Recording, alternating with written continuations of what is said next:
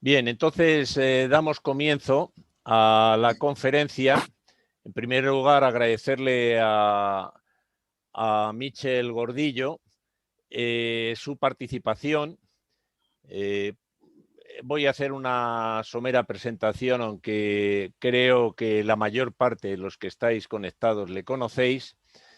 Michel es un español que nació en África, como otros muchos, en este caso en Duala, en Camerún. Entiendo que desde casi de su infancia es aficionado a todas las variedades de vuelo. Empezó, por lo que veo, lo que él me ha transmitido, como aeromodelista. Luego ya no sé en secuencia, pero los principales hitos son es piloto militar. Naturalmente pasó por la Academia General del Aire. Me consta que alguno de sus profesores o monitores está aquí conectado, con el que le sigue manteniendo buena relación. Luego, en ese periodo, pues hasta donde las conversaciones que hemos tenido, sirvió, entre otros aviones, en el P-3, que es un avión que a mí me trae bastantes recuerdos, y como parte de ese servicio hizo un curso de navegante básico y avanzado en Estados Unidos, en las Fuerzas Aéreas estadounidenses. Posteriormente pasó a piloto de líneas aéreas, en este caso en Iberia, y también es piloto de vuelo sin motor con la C de plata, y se ha llegado como última parte de sus actividades, yo no sé en qué momento empezaría, pero posiblemente lo compatibilizaría con las actividades profesionales. Se ha fabricado 3 aviones. Con esos aviones ha dado 2 vueltas al mundo completas.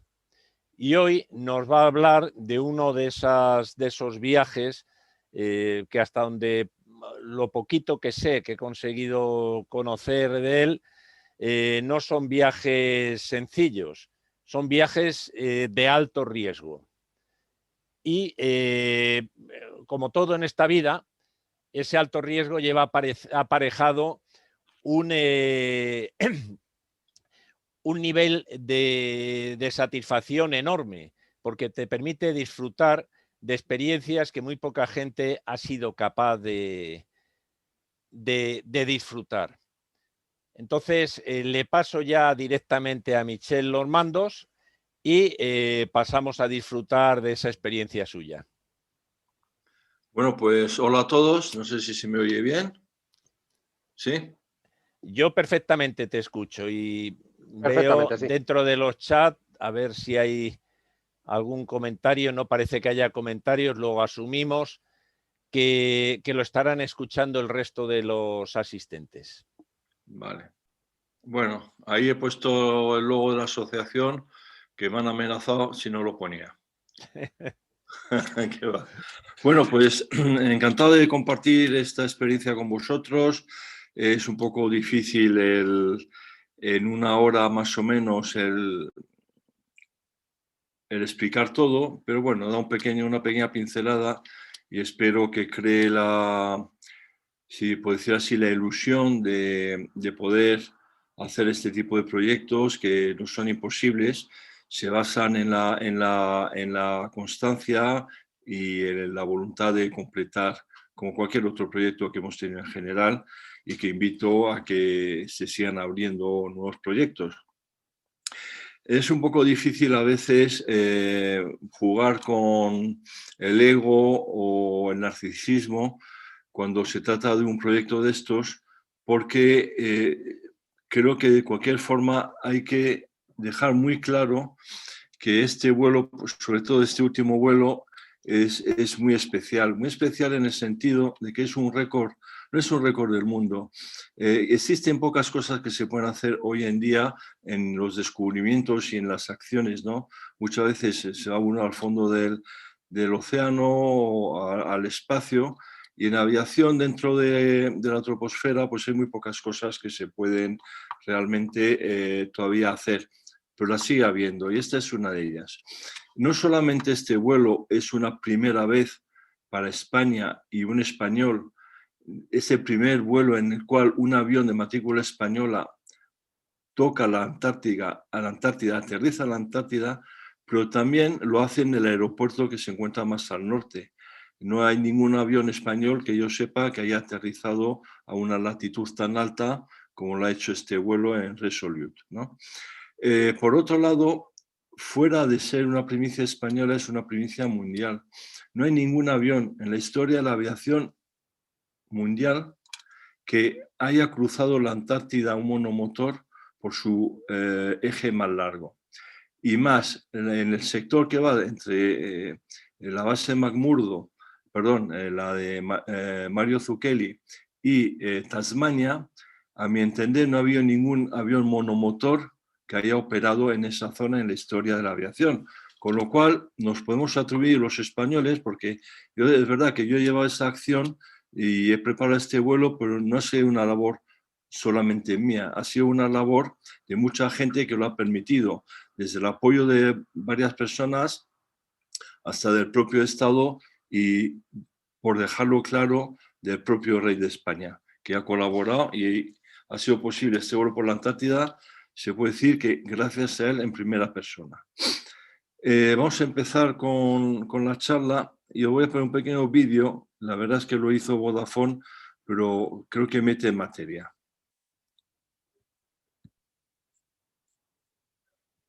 Todos hemos soñado con dar la vuelta al mundo en algún momento. Ahora bien, pocos de nosotros nos hemos metido en el garaje para construir una avioneta y poder hacerlo de verdad.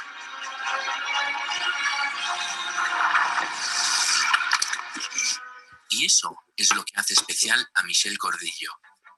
Un verdadero apasionado de la aviación, que ha tenido las santas narices de montar su propio avión y convertirse en la primera persona en dar la vuelta al mundo por el lado más ancho de la Antártida, en un avión monomotor.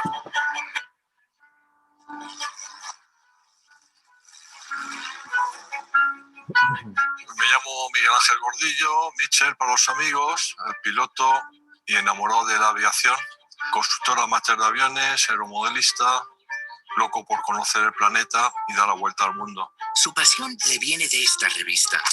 La lee desde los 12 años. A veces me siento como esta revista, un papiro ya, es una maravilla.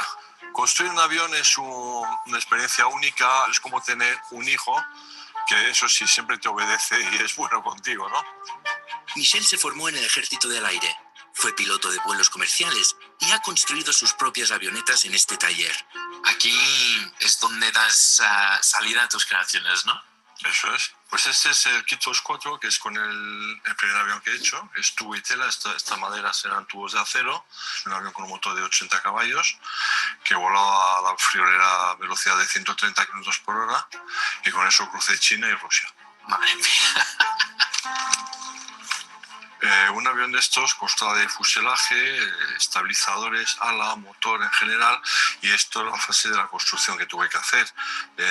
Cada uno es un reto, tanto por el entelado, la pintura, la instalación de motor, la aviónica, los instrumentos, las modificaciones. ¿Todo esto lo sabías hacer de antemano? No, todo eso es, por un lado, documentarte, experiencia de aeromodelismo y también echar imaginación. Bueno, pues hablamos de 3 vueltas al mundo. Que empezaron la primera en el 98 con un avión que se llama Kitfox, es un avión de tubo y tela con motor de 80 caballos, construcción amateur. Pasó por Arabia Saudita, la India y acabó en Chicago. La segunda vuelta al mundo fue en 2001 con un avión también de construcción amateur de fibra de vidrio, ya con motor de 100 caballos, y fue pasando por Filipinas y por Japón. Y la tercera vuelta al mundo es un avión también construcción amateur, pasando por los polos. Tantas horas mirando al cielo deben servirte para reflexionar, hasta del hollín y de la contaminación. Así que para la tercera vuelta, a Michel se le ocurrió que, ya que estaba, medirían las partículas en el aire de esos lugares casi inaccesibles. Y ahora la Universidad de Granada estudia sus resultados. ¿Cuántos años llevas volando, Michel? Pues ya llevo 46 años volando. Son años. Veías el rumbo y con un calculador, que antes era manual, con una regla de cálculo circular, calculaba las velocidades, las correcciones de deriva, y ahora ya es todo digitalizado con GPS y ordenadores. Te subes al avión con el iPad ahora en vez de un montón de mapas, entiendo. Eso es. Existen unas aplicaciones que te integran, por ejemplo, la meteorología en tiempo real o incluso alarma de otros aviones. Pero al final te puedes encontrar en medio de ningún sitio y tienes que volver a lo básico, a la navegación al estimar. ¿Cómo sería de fácil que yo diese la vuelta al mundo también, como lo has hecho tú? Pues sería igual de fácil que comerse un elefante. Es decir, bocadito a bocadito. Paso a paso te vas formando. El avión lo mismo. El avión tarda 10 años en construir este. Tú haz realidad tus sueños, trabaja y hazlo.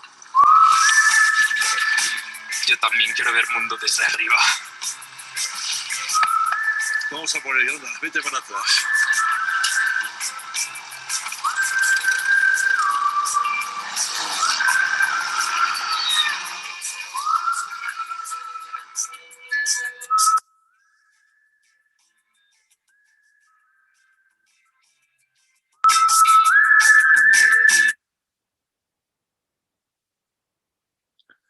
Bueno, ya tenéis una primera perspectiva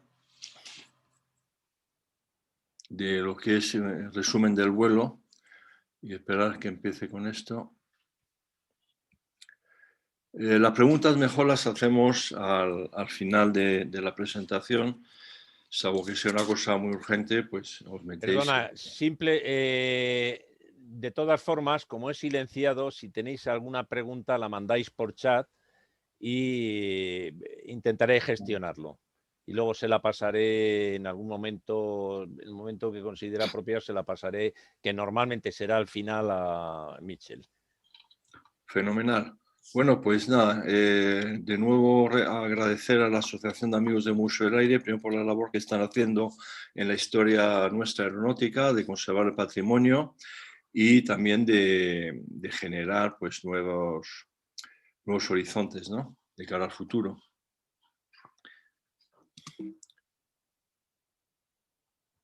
Un momento. ¿Qué pasa aquí? Bueno, pues como habéis visto, este vuelo, el tercer vuelo que he hecho en 2016, es un proyecto de una vuelta al mundo pasando por los polos, porque realmente también buscaba un objetivo científico, que es estudiar el contenido de carbón negro que hay en la atmósfera, que es el segundo responsable del calentamiento global. Al absorber la energía del sol, emiten calor las partículas y calientan todo lo que está alrededor. Esta vuelta al mundo, por decirlo así, si lo veis en el mapa, es como un 8. Centrado en Madrid, diríamos que una parte sería el hemisferio norte y la segunda parte sería el hemisferio sur. Eso es debido a las limitaciones meteorológicas. Es evidente que la Antártida, pasarla de noche, que es el invierno antártico, sencillamente es imposible de entrada, porque es que no queda nadie. Si hablamos de la base italiana de Mario Zucchelli, por ejemplo, pues lleva un momento que se suben todos al barco y no queda nadie. La estación se queda completamente abandonada, ¿no? El norte, sin embargo, no hay que buscar el verano del Polo Norte, hay que buscar la primavera del Polo Norte, porque es un concepto diferente. El Polo Norte, el Ártico, está formado por una capa de mar que está helado, no existe tierra.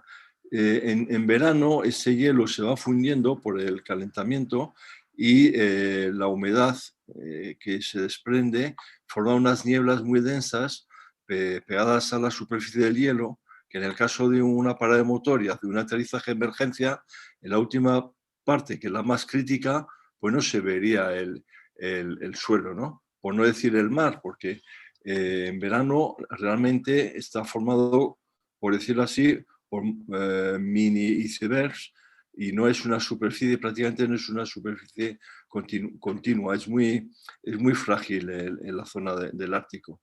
Así que el proyecto se centró en abril para coger la parte ártica y lo que es noviembre, diciembre para el Polo Sur. Bueno, vamos avanzando. A ver. Aquí podéis ver el proyecto científico que está liderado por el doctor Lucas Salados de la Universidad de Granada, y la idea es recoger datos con un equipo que se llama etalómetro por las zonas remotas del planeta.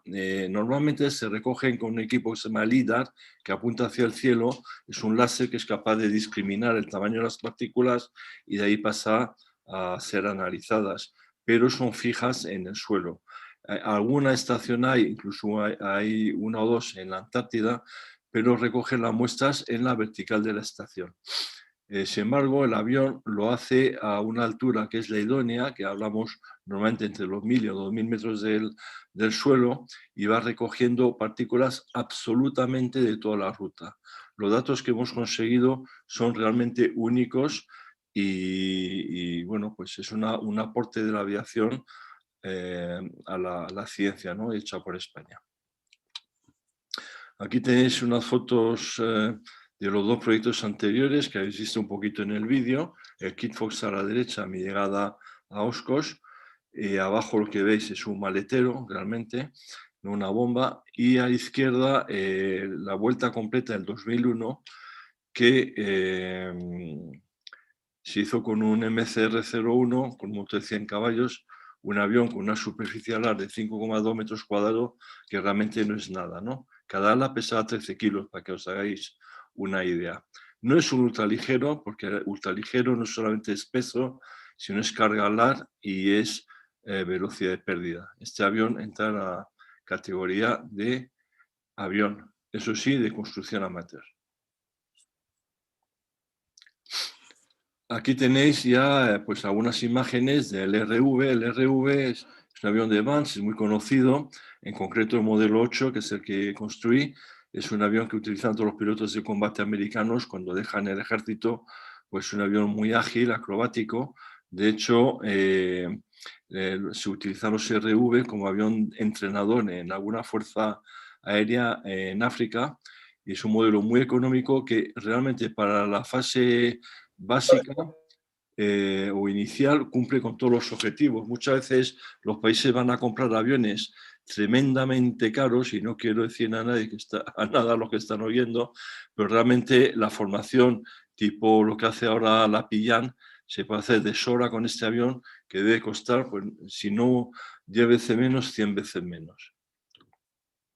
El avión este lo hice en casa en todos los aspectos: la construcción, la pintura, la instalación, la aviónica, todo.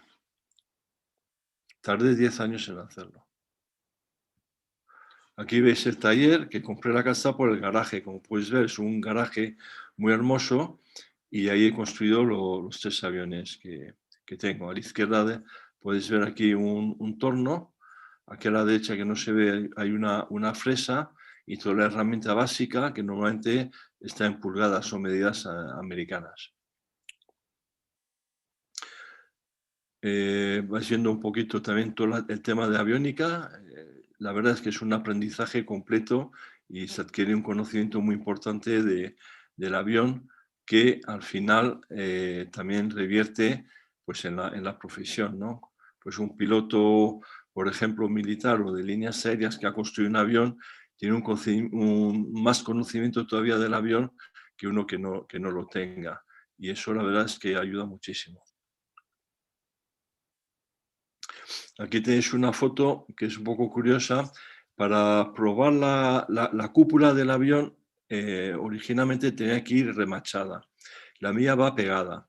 ¿Y por qué va pegada? Porque cualquier agujero en metacrilato tiene tendencia a romperse con el frío. El metacrilato es muy sensible a las bajas temperaturas, se vuelve muy quebradizo. Y entonces pegué la cúpula. Pero claro, había que probarlo a temperaturas bajas. No encontré un sitio donde meterle a 30 o 40 bajo cero, que es donde iba a volar yo en la Antártida, y entonces lo que decidí es simular la temperatura subiendo. ¿Subiendo hasta cuánto? Pues mira, fui capaz de subir a 24.000 pies con el avión, y sabéis que es un motor atmosférico, la verdad es que no sé cómo lo hizo. Y también fue gracias a la ayuda del Ejército del Aire, que me dejó esta botella que veis aquí abajo a la izquierda con su regulador, y es una a demanda. Después también colaboró el Control Madrid, que me permitió subir, pues donde teóricamente un vuelo visual no puede subir, evidentemente, pero con transponder y buena voluntad, pues tenéis todo. Los instrumentos del avión son una mezcla de clásico y moderno, como dicen los americanos, steam gauge, y aquí la parte moderna, pues tipo EFIS, por decirlo así, ¿no? Con Garmin 430, transponder de modo S, todos los requerimientos que pide. Y esto tan pequeñito aquí a la derecha es el piloto automático, que la verdad es que viene muy bien porque hay vuelos muy largos y hay ciertos momentos que hay que dedicarle tiempo al interior del avión. Otra novedad y una cosa curiosa es que el avión llevaba esquís, está preparado para llevar esquís, y la verdad es que la supervivencia en la Antártida se basaba en esos esquís, porque en caso de tener mal tiempo en un momento determinado, pues podía aterrizar prácticamente en cualquier sitio y sobre todo podía volver a despegar. Sin embargo, tanto el esquí y sobre todo estas gomas que veis delante, con esos cables que limitan el recorrido, daban una resistencia enorme, y la velocidad máxima que podía conseguir con el avión era 110 nudos indicados, frente a los 135-140 habituales. La hélice es de velocidad constante, paso variable de velocidad constante, y una de las cosas importantes era la autonomía, que la daban pues varios depósitos, ¿no? Entre ellos el de abajo y este que veis aquí detrás del piloto. Arriba está el etalómetro, el equipo científico, y aquí en un maletero delantero había también otro depósito de 30 y tantos litros. Ahí veis un detalle del depósito principal con su indicador de combustible, que el mejor que existe efectivamente es el tubito, ¿no? Que transparente, que ves el combustible, y veía el nivel con un espejo. Aquí veis un cable de acero que simula el del váter, porque para mí era muy importante poder vaciar el combustible que hay en este depósito. En este depósito, aunque no lo parezca, caben 250 litros, o sea, mucho más que un barril normal de combustible de 200 litros. En caso de un despegue, que imaginaros que el avión va con sobrepeso, está autorizado por la aviación civil ese sobrepeso, pues que yo, por ejemplo, me encontrase mal, o que hubiese un problema en el avión que no hiciese seguro el poder continuar el vuelo. Y habría que tomar la decisión de aterrizar. De la única forma de aterrizar sin romper el avión era aligerando el peso de este depósito. Era capaz de tirar 100 litros por minuto, y el cable este era el dispositivo que abría la válvula el tiempo que fuese necesario. Además, el depósito inferior era se podía lanzar. Entonces, en caso de una parada de motor, por ejemplo, nada más despegar sin tener la altura necesaria para saltar en paracaídas, cosa que habría hecho poniendo el avión en invertido, pues entonces el aterrizaje sería obligatorio. Aterrizar con 760 litros, 4 bidones prácticamente de combustible alrededor de mi cabeza, pues la verdad es que no era una buena idea. Así que la primera medida habría sido tirar ese depósito inferior de 130 y tantos litros y vaciar durante toda la bajada hasta el momento del impacto el depósito principal, y me habría quedado en un peso por lo menos compatible con el peso inicial del avión y con más probabilidades de supervivencia. Aquí tenéis los depósitos, son todos estos pues diseñados por mí, por decirlo así, y este realmente el principal de 250 litros cabía como un guante dentro del avión. El que se podía lanzar, utilizaba un lanzador de bombas que me facilitó también el Museo del Aire, que los tenía por ahí unos viejos, y lo adapté al avión. Es un sistema mecánico de lanzamiento que la verdad es que va fenomenal. Ahí veis el combustible, realmente era 760 litros y da una autonomía de 24 horas y media, que la verdad es que es impresionante.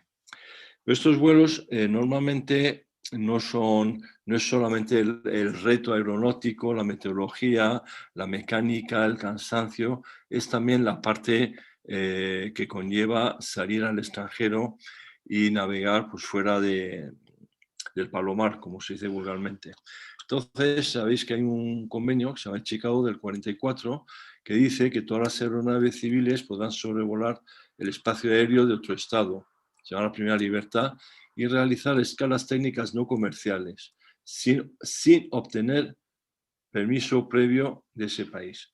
Como podéis imaginar, eso es pura teoría, porque la realidad es que o tienes el permiso o no sales. Por ejemplo, estos permisos están recogidos en el AIP, en la publicación internacional, ¿no? Entonces, cada país tiene su AIP y va designando esos pequeños matices que no te da esa libertad. Y en general aquí tenéis el apartado general 1.2, la entrada a tránsito de aviones, y ese es donde se recoge qué aviones pueden entrar y cuáles son las condiciones. Ya nos encontramos con unas limitaciones y hay países que realmente solamente con esto ya te amargaban la vida. Entre ellos, ¿quién podíamos nombrar? Podemos nombrar Brasil.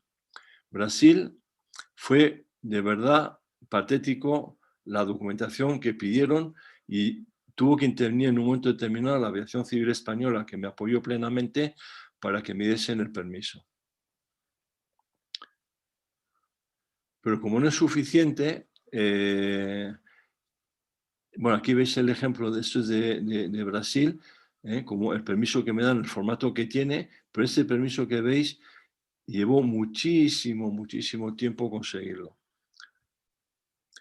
Pero también la Antártida, que es otro ejemplo de un sitio que no pertenece a nadie, pues mira por dónde también tiene su reglamentación y unos procedimientos. Y hace falta unos permisos muy especiales para poder volar en la Antártida, como podéis ver aquí en el punto 6. Volar en la Antártida fue lo que me retrasó el primer tramo del vuelo, porque inicialmente habría sido la Antártida en vez del Ártico. Y este retraso fue porque el Comité Polar Español nunca había gestionado, como nunca había volado un avión español en la Antártida, nunca había gestionado un permiso de estos y tenían miedo a meter la pata, que cayera el avión ahí, que no sé qué, que no sé cuántos. Al final, esto lo desbloqueó el rey Felipe, porque me dirigí a él recordándole una anécdota que sucedió en la academia y otra en Iberia, y que fue conmigo, ¿no? Y la verdad es que el hombre permitió que el Comité Polar se abriera, por decirlo así, y a partir de ese momento y más tarde con la ministra Ana Pastor, pues ya se consiguió el permiso definitivo para la Antártida. Más burocracia con la Antártida. Y esto, por ejemplo, veis pues lo que sería el permiso del Comité Polar Español, que es aquí, que es del Ministerio de Economía y Competitividad, y que se aprueba la ejecución de la actividad referida. Esto fue una de las partes, como insisto, más duras del proyecto, pero sigo insistiendo que el que la sigue, la consigue en general. En resumen, los permisos es lo que veis, los expedientes se dejan aquí en el cubo de la basura y esto es la burocracia. Un vuelo de estos, aparte de todos estos permisos y tal, salvo que uno sea multimillonario, pues hace falta un soporte económico, porque salen caros, ¿no? Este vuelo, pues calculo que costaría como 115.000 euros el hacerlo. Y no es posible si no hay patrocinios y crowdfunding, ¿no? Que eso funcionó bastante bien. El principal patrocinador fue, ¿cómo se llama? Ay, se me ha ido el santo al cielo. Bueno, ahora me vendrá el nombre. Y era opuesto al uso de energías fósiles, ¿no? Es todo con energías limpias.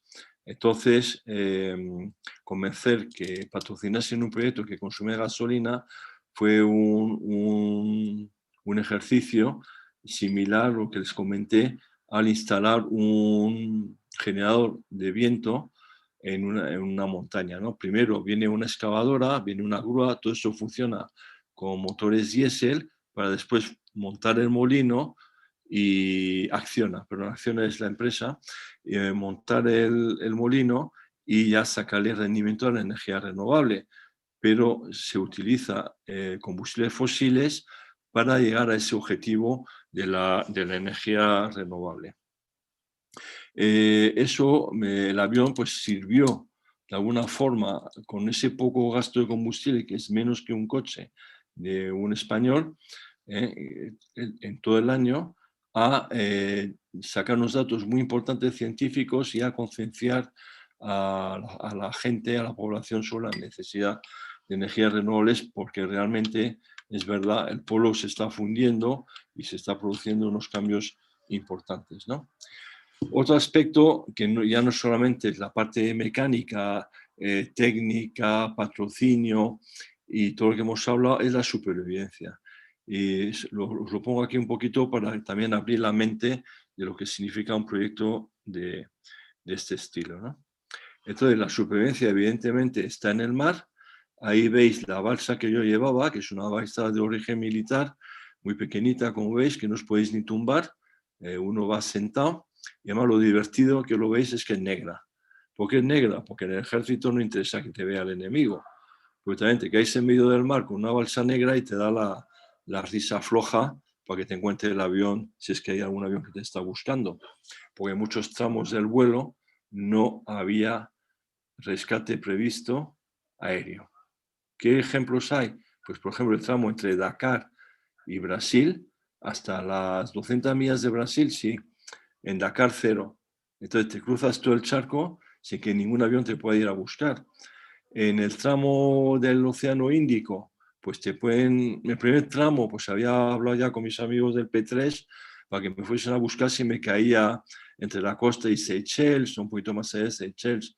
Pues Seychelles hasta las islas de las Maldivas, pues ahí no había ningún avión que me fuese a buscar. No había ni avión ni barco. Y después ya, a partir de las Maldivas, las Islas Coco y los alrededores de Tasmania y eso, del Océano Antártico, pues sí, los P3 australianos sí me podían y estaban dispuestos a ir a buscarme. Como anécdota, cuando justo el día anterior de salir hacia la Antártida, recibí un escrito del gobierno australiano que decía, bueno, que sepa usted que si usted se cae en algún sitio en el mar o en la Antártida, pues tendrá que sobrevivir entre 3 y 5 días por su cuenta hasta que pueda llegar el primer medio de rescate. Pues vale, muchas gracias. ¿Qué equipos, por ejemplo, hace falta? Pues evidentemente localización. La localización, la gente pues no piensa mucho lo que significa estar en el mar. Estamos hablando ya de que uno ha sobrevivido al amerizaje. El amerizaje, cuando se puede hacer, porque si hay mar gruesa, por decirlo así, o bastante rizada, un amerizaje con un avión de estos significa un estrellarse más que amerizar. Entonces, con vientos fuertes en la superficie, el proyecto que era tirarse en paracaídas con todo el equipo de supervivencia y con la balsa, por supuesto. Pero claro, cuando caes al mar y te subes en esa balsa pequeñita, pues os imagináis que está uno sujeto a dos acciones. Una es la del viento y otra es la de la corriente marina. El viento, pues no sé, imagináis que tener una deriva, por ejemplo, muy flojita, de 3 nudos por el viento y por la, digamos, por el agua, pues a lo mejor 2 nudos. Nos metemos en 5 nudos de deriva. Todo el mundo sabe dónde he caído porque voy llevando un equipo que manda la posición durante el vuelo, pero a partir del momento que cae el avión, el equipo se queda en el agua y la balsa deriva. Pues esos 5 nudos, que son un cálculo rápido, 10 kilómetros por hora, durante 24 horas ya son más de 200 kilómetros. En un día me encontraría a más de 200 kilómetros del punto de caída y os podéis imaginar que ahí no se encuentra a nadie. Por lo cual era necesario llevar un equipo de localización, en este caso un GPS protegido contra el agua, y un equipo para pasar esa posición, aparte de la baliza personal, para pasar esa posición. Pero claro, si te dicen que tardan de 3 a 5 días en ir a buscarte, pues sabéis que ninguna batería dura tanto. Entonces tienes que llevar un panel solar que compré especialmente diseñado para esto, para poder cargar las baterías del teléfono por satélite y mantener la capacidad de cargar el GPS. Ahí veis la botella de aire. Si se produce un amerizaje y el avión capota, que un avión de este estilo suele capotar siempre, pues te encuentras boca abajo con varios miles de metros de océano negro en tu cabeza y hay que ser capaz de salir del avión.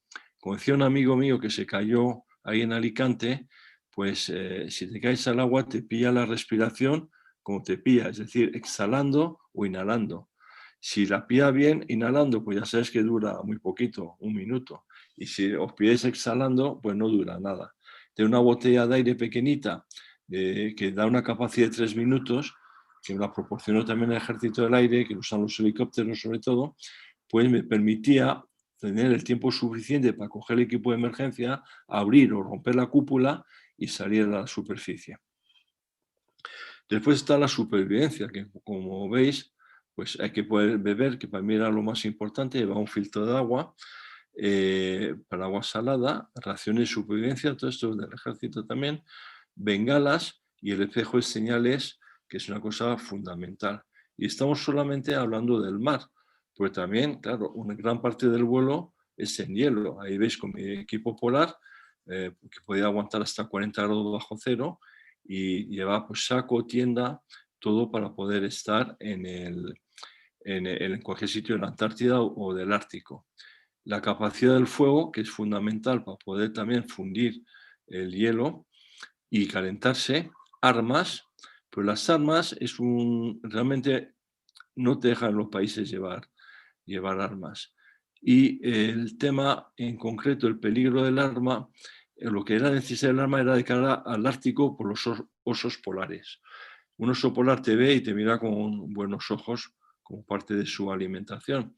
Entonces, la única forma de, sin un arma o sin considerar un arma, de librarte de un oso polar es con la pistola de bengalas. Una pistola de bengalas que usa cartuchos de 1 pulgada, ¿os imagináis? 25 milímetros de cartucho. Ese cartucho es capaz de penetrar la piel del oso y hacerle el daño suficiente para que el oso salga corriendo y no te ataque. De llevar un arma, una pistola que la puede llevar escondida o lo que sea, o un rifle, al oso no se le dispara cuando viene al pecho ni se le dispara a la cabeza, porque muere, pero antes de morir te mata. Entonces se le dispara en el hombro. Al disparar en el hombro, le inutiliza una pata y el oso no sabe correr a 3 patas. Esta es la única forma de huir. Eso me lo explicó todo esto es información que me ha dado gente que tiene experiencia en estos territorios. Siempre me he dirigido a los que sabían. Y el calentador del motor, evidentemente, si caéis a un sitio como es la Antártida con los esquís y pasa la noche ahí con 25 grados bajo cero y el motor, pues ya sabéis que el aceite, si se queda pastoso, no cumple su función y intentas arrancar el motor y se gripa. Pues se había hecho un calentador que funciona con gasolina, que me lo había diseñado también y me permitía calentar todo el motor para poder arrancar el motor y volver a despegar, o si el avión tenía un daño, pues utilizarlo como con los esquís y el motor en el suelo, ¿sabes? Como un trineo. Y los esquís del avión, pues para la función que hemos hablado. En la selva, pues lo mismo, veis esta foto así un poco macarra, ahí veis un machete y la cuerda. La cuerda, eso es siguiendo también las recomendaciones de los pilotos locales en el Amazonas. Esa cuerda es para poder bajar de los árboles, porque si caes y logras sobrevivir, estás en la copa de los árboles, pues hay gente que no ha sido capaz de bajar o al intentar bajar sin cuerda se ha matado. Te me explicaron la técnica, cómo hacer una especie de sistema para bajar, que después lo puedes descolgar de la rama superior hasta pasarlo por la rama inferior y ir bajando de 10 en 10 metros. Y el machete, pues precisamente para poder cortar alguna rama. Y lo más importante que va a llamar la atención es el fuego. Y el fuego, uno se imagina en las películas el fuego para ahuyentar a los animales y esas cosas. Pues no, el fuego es para que te localicen. En la selva amazónica, el manto de árboles es tan espeso que cualquier emisora que hay debajo del manto, tipo VHF, tipo baliza, no es capaz de atravesar ese manto, rebota la señal. Entonces, enciendes un fuego y el humo que hace el fuego va pasando entre las ramas y las hojas y cuando os imaginéis la pradera, que es el manto verde de la foresta, pues veis perfectamente el humo como sale a través de eso.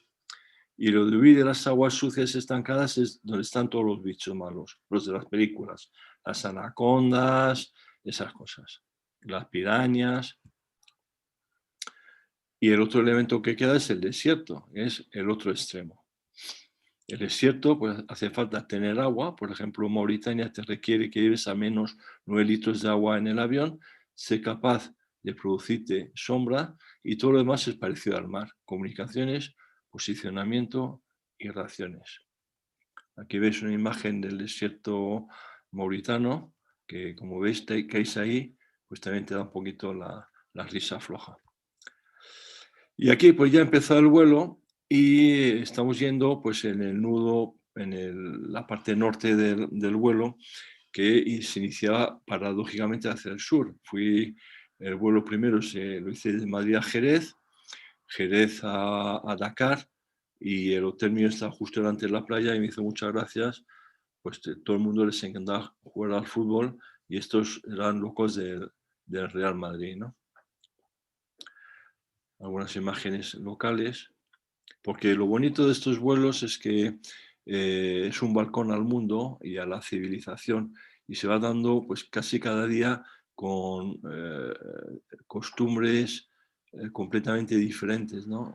Las unas de las otras y por supuesto de las europeas. Este es un monumento en Dakar que es precioso, os imaginéis el tamaño, tiene que ver con la esclavitud.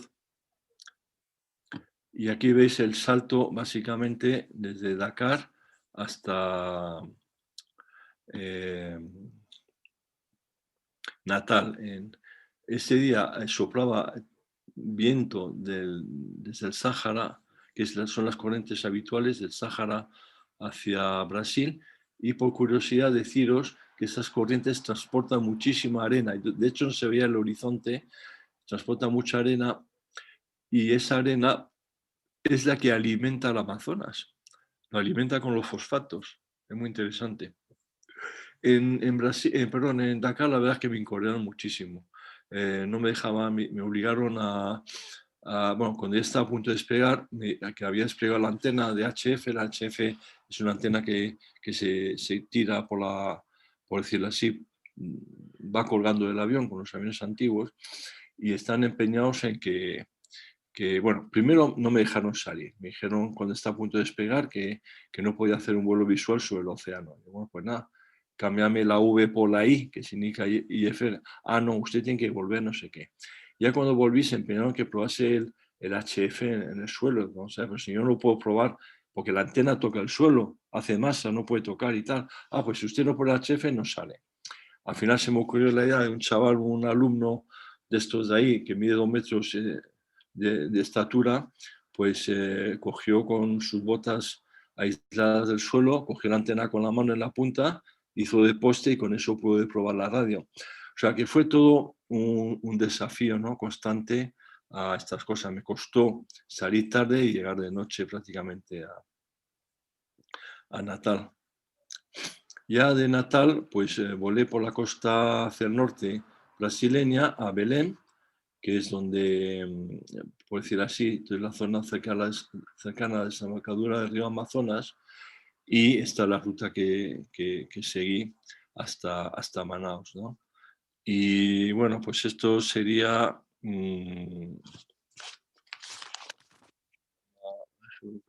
Santarém. Santarém es la escala que hice aquí. Deciros que en Brasil me trataron fenomenal todo el mundo. O sea, una cosa es la administración y otra cosa es la gente. Aquí veis una tormenta que descargaba, esto es sobre Belén. Es habitual, esa tormenta está todos los días del año a las 4 de la tarde.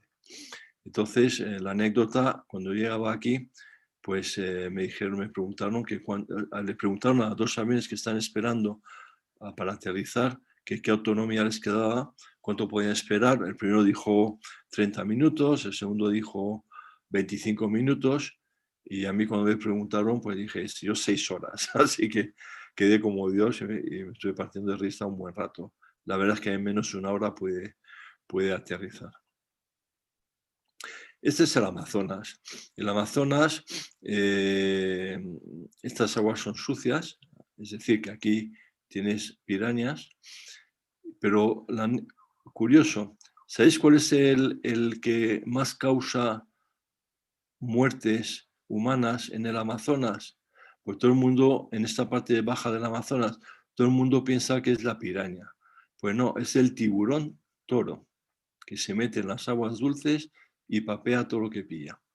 Y toda la costa del Amazonas ahí, no son indígenas, de estos que vemos en las películas, son toda gente de la ciudad que no es capaz de mantenerse viviendo en la ciudad, que cogen el barco, se echan ahí a nado o lo que sea a la costa a la orilla del Amazonas, abren un pequeño claro, construyen su casa y a partir de ahí se dedican a pescar y tal, y vendérsela a todos los barcos que remontan y bajan por el Amazonas, que son estos.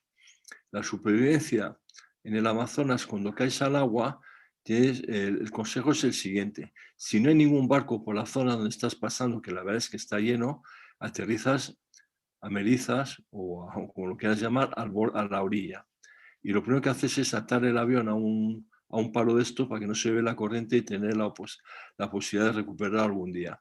Si hay barcos, evidentemente aterrizas al lado del barco para que te rescate.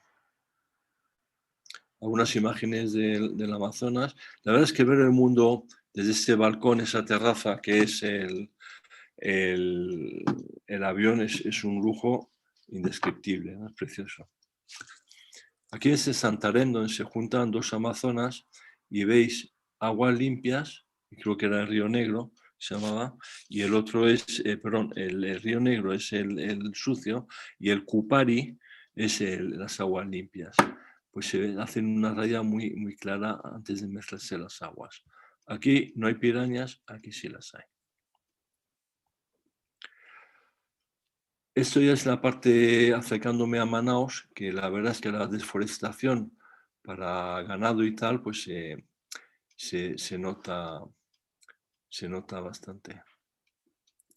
Eso, había vacas tipo suizas por la zona y claro, poder volar por esto, pues qué os voy a decir, disfruté como un enano, porque yo creo que el vuelo bonito es cuando se hace a baja cota, ¿no? Donde ves todos los detalles y no lo haces en altura, que lo que ves es un mapa más que un mundo, ¿no? Y de aquí, de Manaus, pues subí hacia arriba de Manaus a Boavista y crucé lo que es todo Venezuela para ir a Colombia, a Medellín. en Venezuela está el Salto del Ángel, que será mi sueño. Mojar las alas de mi avión en el Salto del Ángel. Para eso tuve que pedir permiso para cruzar, por supuesto, Venezuela. Y Venezuela, a diferencia de otros países, pues el permiso no me contestaban. Fue a base de contactar a alguien que conocía a alguien, que conocía a alguien, que conocía a alguien y que conocía a alguien que di con el que me dio el permiso. Y el que me dio el permiso lo da verbal. O sea, no te da un número de sobrevuelo. Es decir, que después no hay ninguna responsabilidad escrita de si te pasa algo que tengas permiso para entrar o no. Y ya sabéis que los venezolanos son muy aficionados a esto. Constantemente están derribando aviones y teóricamente, como pone aquí, presuntamente transportaba droga.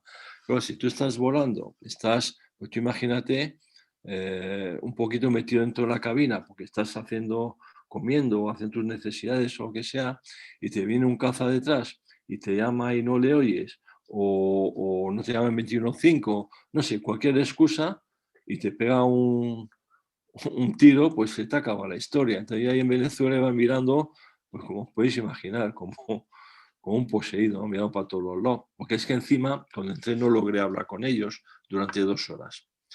Sin embargo, sí conseguí lo que quería, es ver todos los tepuis.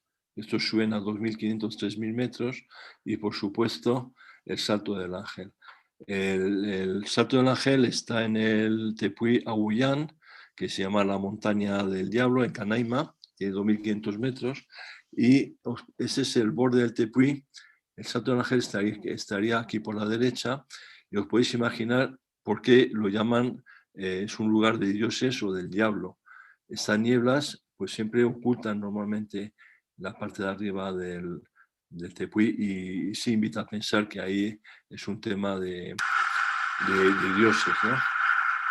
Mira la pared tan enorme que es. Ahí estoy a 2.500 metros, ¿eh?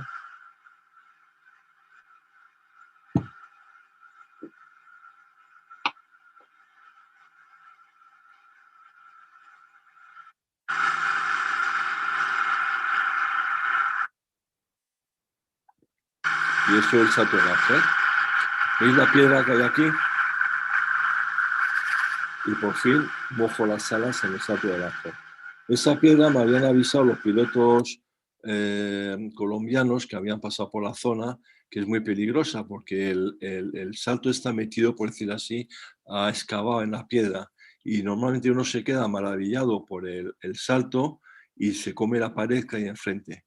Entonces, para poder hacerlo hay que pasar ya virando y evitar el choque contra la pared, que se pasa mucho más cerca de lo que parece en el vídeo.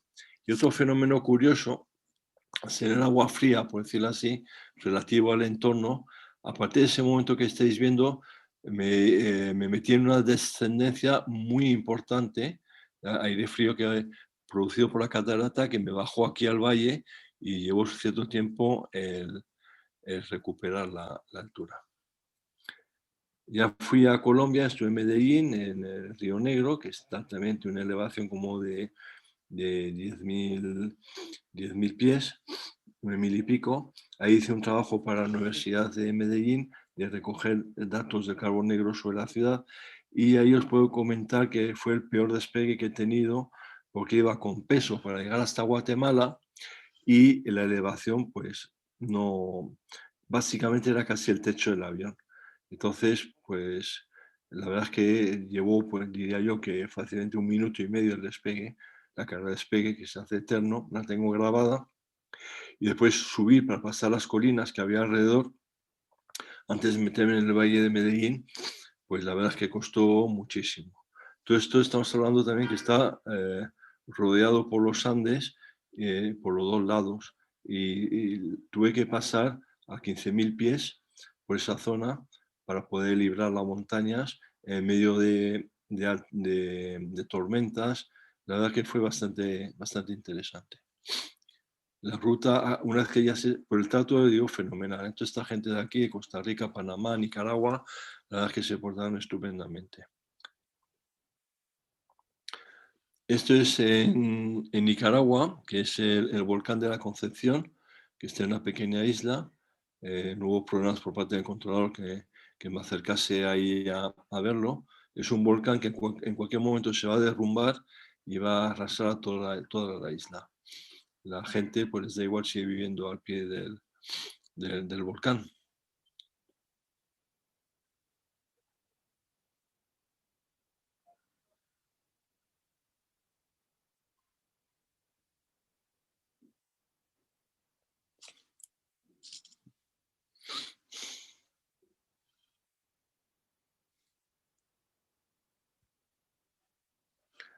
Era la Semana Santa ahí en Guatemala. Y esto pues son las laderas del volcán del agua, y creo que recordar que el otro se llama del fuego. Había un compañero mío de la Academia General del Aire, que conocéis alguno, que es Clemente Ross, que me acompañó a bordo de un bimotor para tomar estas imágenes. Una cosa que llevo en todos los aviones es este logo, que es un ciervo que se encontró en el brazo de una señora que llaman la Dama del Hielo en Siberia. Es una mujer que pertenecía a la tribu de los Pasiri, que fue descubierto su cuerpo por la doctora Natalia Polosmak, y su cuerpo que está congelado por el suelo, el permafrost. Tenía 2 tatuajes. Uno de ellos era este ciervo que me recuerda un poquito a la libertad, ¿no? que había en aquellos momentos en esos sitios, por naturaleza y tal. Entonces, pues lo he adoptado en todos mis aviones. Para mí es como, me imagino a ese ciervo en aquel momento corriendo libre por la estepa, y la verdad es que me inspiró muchísimo. Que veis también la aviación digital, que me apoyó, bueno, muchísima gente, la Sociedad Geográfica Española, aquí el Ministerio de Fomento, o sea que fenomenal. Este es un amigo que tiene un juego de la Vuelta alrededor del mundo, es un piloto que ha dado la Vuelta al mundo también, y me llamó la atención este juego, ¿no? Y en aquella época que existiera el concepto de Vuelta al mundo. Este es el amigo, que es Jorge Cornish, el mexicano, y esto es su casa, y estuvimos jugando ahí un poquillo. Pero bueno, la verdad es que nos pusimos para la foto. Y claro, ahí ya no podía estar ahí sin pasar por las famosas pirámides de Teotihuacán, para lo cual también pues conseguimos un permiso y volamos en pareja, ¿no? Él me dijo que yo había volado bajo y yo le dije que él había volado más bajo. Pero bueno, yo creo que la imagen valía la pena, ¿no? Ahí había que subir un poquito por la pirámide de la Luna para no comérsela, pero la verdad es que esas imágenes son un gran recuerdo de la visita a México, ¿no? Ahí estamos hablando también básicamente de una elevación de 10.000 pies, ¿no? Aquí está con su Muni. Y después ya, pues, llegué a la frontera americana, que como Graceta veis que hasta detienen a Santa Claus, los americanos en la frontera. El hecho es que, por facilitar los trámites, yo siempre he ido con visado, pero sacaron el tema ¿cómo se llama? Bueno, un permiso ahora que es más rápido, que permite estar 90 días, y lo único que se hace por internet, es muy, muy sencillo, el ESTA se llama así, y entonces lo único que al llegar a la frontera pues me enteré que solo valía para llegar con un avión comercial o un barco, un sistema público, no podía ser un avión privado. Entonces los americanos en un principio no me dejaron entrar con el ESTA, pero me dijeron en la embajada americana de México, de Ciudad de México, que me presentase en la frontera, y en esa frontera con el pasaporte me dan un pase para 90 días. Entonces fui allí, pasé el puente sobre el río, hablé con el oficial de inmigración, me dio el pase y ya está. Yo dije que iba a ver a unos amigos en Texas, después ahí en Florida y tal, y cogí el avión y ya crucé, porque también hace falta muchos permisos para el avión que ya los tenía. Y pues mira por dónde el oficial que me atendió en el puente había cambiado de turno y fue a atender al aeropuerto. Y me dijo, no, es que no me había usted dicho nada, que usted iba en avión. Y bueno, da igual, yo ahora primero he pasado el trámite mío personal y ahora vengo a pasar el del avión. Entonces, pues se molestó en primera instancia y después llamó a su jefe y después, al explicar todo lo que había pasado, pues el hombre me quitó el permiso que me había dado en el puente, que era una tarjetita que iba grapada, y me puso un sello que me protegía todavía mucho más en Estados Unidos. O sea, me dejó entrar en el país en mejores condiciones de las que yo podía creer. Pero justo al salir, le llamó su jefe y le dijo que me quitase cualquier tipo de permiso y que me echase de Estados Unidos inmediatamente. A partir de ese momento solo podía entrar con una visa. Y la visa no me la daban porque la visa en México solo se la dan a los mexicanos. Si yo quería, como soy español, si yo quería la visa, tenía que pedirla en España. Así que quedó a la duda si yo podía sobrevolar o no Estados Unidos. Y aplicando el criterio de razonamiento, es si tú haces un vuelo, por ejemplo, Madrid a México, sobrevuelas todo Estados Unidos y no necesitas visado de Estados Unidos. Así que con ese criterio presenté la documentación, me dejaron salir, hubo sus sustos y tal, pero claro, imaginar cruzar todo Estados Unidos sin aterrizar en Estados Unidos, os hacéis una idea de las distancias, y cualquier problema de salud o técnico y tal que me hiciese aterrizar después de haberme echado del país, la verdad es que habría sido muy complicado. Entonces tomé la decisión de volar. Tenía que pasar por Florida porque lo había declarado como punto de paso para la Federación Aeronáutica Internacional, ¿sabes? Y te tenían que pasar por ahí. La única forma de pasar era volando desde la frontera americana, siguiendo toda la costa del Caribe, ir a las... ¿cómo se llama? Estoy yo espeso hoy. A las Bahamas, ¿sabes? Y de Bahamas, el día siguiente, o cuando hubiese descansado, volar directamente a Canadá. Estas imágenes son de la costa. Aquí veis el recorrido, ¿no? Está aquí tirada en la frontera, de un tramo hasta la Gran Bahama, después hasta Windsor, en Canadá. Tenía intención de subir por aquí, que ya era Canadá, pero había mal tiempo y tuve que volver a entrar en Estados Unidos para poder proceder hacia el Ártico. Algunas imágenes de Bahamas. Esas son imágenes de la zona de Georgia, por Carolina, por Virginia, por Ohio, hasta llegar a Windsor. La idea es que sales de Bahamas con una temperatura de 29 grados. Y evidentemente tienes que estar en camiseta. Yo me puse un jersey porque en Canadá hacía frío. Lo que no me esperaba es que el frío fuese 17 grados bajo cero. Y pasé con mi pequeña camiseta de mi jersey, que en avión no se puede vestir, a 17 bajo cero cuando llegué en medio de nevadas a Windsor. Tardé 2 horas en casi recuperar el habla. La policía ahí me ayudó, me puso un abrigo, me dio café caliente para que entrase en calor, y ya cuando entré en calor ya hicimos el papeleo. Se portaron genial también. Pero fue un vuelo lleno de aventuras, ahí de desvíos raros por el control americano. Eso que veis son chubascos de nieve cerca de Windsor. Y ya a partir de ahí, pues vamos hacia arriba, hacia el frío. Los primeros paisajes nevados de la zona sur de Canadá, la zona de Red Lake, que es donde hice una escala para repostar, y como la meteorología era buena, pues decidí seguir hasta Rankin, ¿no? Rankin es un aeropuerto muy aislado ya en el Ártico.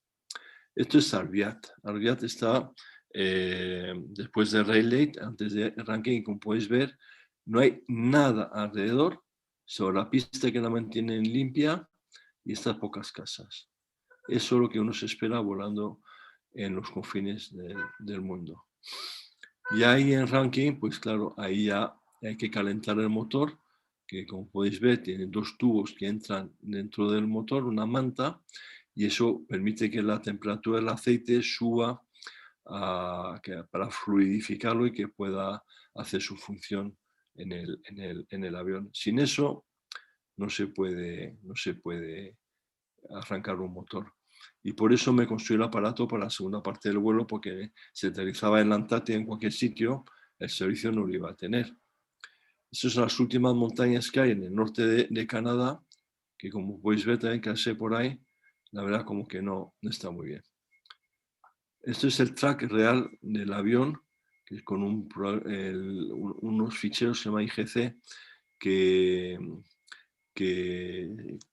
utilizan muchísimo los que vuelan sin motor y te recoge la posición del avión en cada punto, y eso era la condición para que la Federación pudiese reconocer el vuelo, la Federación Aeronáutica Internacional. Más de estas montañas. Y aquí una anécdota que es la trayectoria que hace el polo norte magnético. Si os fijáis, desde 1900, donde estaba, hasta el 2020, donde está. O sea que tiene unos movimientos súper rápidos. Entre 2015 y 2020 es cuanto más cerca está del polo geográfico. Después da un campanazo. A veces el polo norte realmente es el polo sur.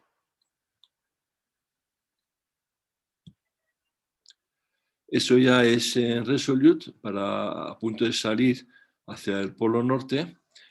Como podéis ver, pues eso, hay que estar bien equipado, y dentro tenía todo el equipo de supervivencia. Y este es el polo norte. Aquí veis las coordenadas, casi en el polo norte, y veis qué velocidad hacía el avión, 303 nudos. Y unos pocos segundos después iba a 3000 nudos. Y esos 3000 nudos es porque, aunque fuese un Garmin el equipo, y muchos equipos, la propia IPA tampoco, no contemplan el polo norte, no contemplan el polo sur, no contemplan los 90 grados de latitud. Contemplan el 89, 59 y pico, pues no llega al 90. Y eso es porque los cálculos de trigonometría esférica y la normal, cuando tú hablas de, por ejemplo, de un coseno de 90 grados, sabéis que es cero. Si ese coseno en el cálculo está dividiendo, cualquier cosa dividiendo por cero da infinito. Y eso no lo puede gestionar ningún ordenador. Y entonces se vuelve loco. Y me fallaron absolutamente todos los equipos de navegación. Se fueron a paseo, se quedaron inoperativos. Las IPAs se quedaron inoperativos hasta que llegaría yo más o menos a Alemania. O sea, no hubo forma, hubo que resetear todo, fue muy complicado. Entonces puse en práctica mis conocimientos de navegación americana, y básicamente la solar, y me orienté con el sol para poner el primer rumbo. Cuando llegué al polo norte y me fallaron todo, evidentemente todos los rumbos sur, o sea, todos son rumbos sur, pero el sur que te lleva hacia Svalbard es uno solo. Y a los 10 o 15 minutos recuperé la primera información, y esa información era compatible con el rumbo que yo había puesto, con menos error de 10 minutos. Esto es mirando en el polo norte. Esto es el polo norte. ¿Veis ahí cómo está todo el hielo resquebrajado? Y aunque os pueda sorprender, la temperatura que yo tenía en aquel momento ahí era de 6 grados positivos. Y así podéis entender cómo se está calentando realmente el Ártico. En el sur, en Resolute, había 17 bajo cero, en Rankin había 25 bajo cero, pero en el polo había mucho más calor. Y aquí que se ve velado, que no se ve muy bien, deben ser contramedidas. ¿Ves aquí la velocidad del avión? ya más cerca del polo, 59,98, 3.112 nudos. Es porque está la casa de Santa Claus ahí y está camuflada por el brillo este. A partir de ahí, pues aterricé en Svalbard, que me abrieron el aeropuerto para mí, aunque no se pone el sol en todo el día ahí, y los tíos se portaron fenomenal, y ya volé a la costa, a Alesund, en la costa noruega, y ya pues por Dinamarca, Alemania, Francia y España. Esto es la llegada a Svalbard, que es espectacular, que es un territorio que se parece mucho a la Antártida, aunque está gestionado por Noruega, realmente hay hasta coreanos, ahí chinos y de todo. Esto es la pista, bueno, el aparcamiento, precioso. Ahí hay muchísimos osos. Y esto ya la costa noruega, con temas de salmones y cosas de estas, piscifactorías.